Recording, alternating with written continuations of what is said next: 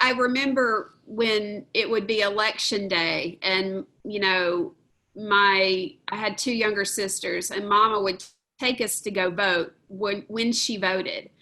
And I remember leaving and asking her, "Who did you vote for? Who did you vote for?" And she said, it's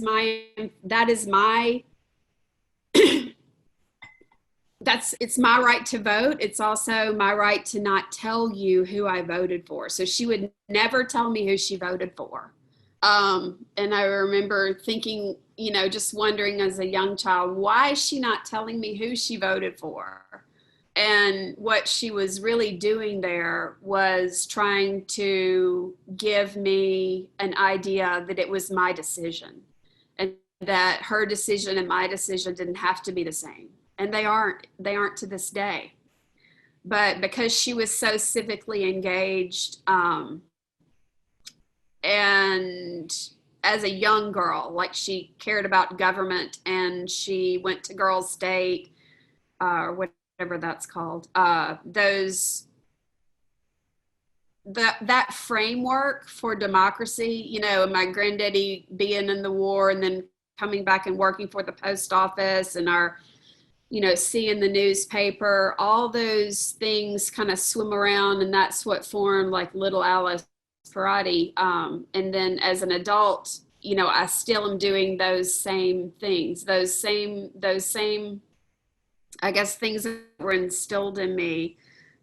My biggest regret growing up here in Mississippi, as far as my education goes, was not having exposure to the civil rights story when I was young. Why wasn't that in our classroom curriculum? But it was just so fresh from the time that it happened that I think we just didn't know what we were doing yet.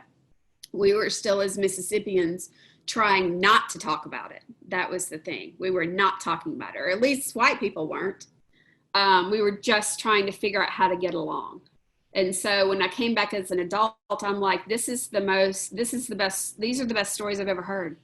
Like, why are we not talking about this? And so then we started working with the youth of the library to pay attention to story, and pay attention to that mattered, that our story mattered, the Mississippi story mattered, telling it from a Mississippi mouth mattered, and not letting someone else tell it to us. Pay attention to that, and you've got your story that can never be taken away from you.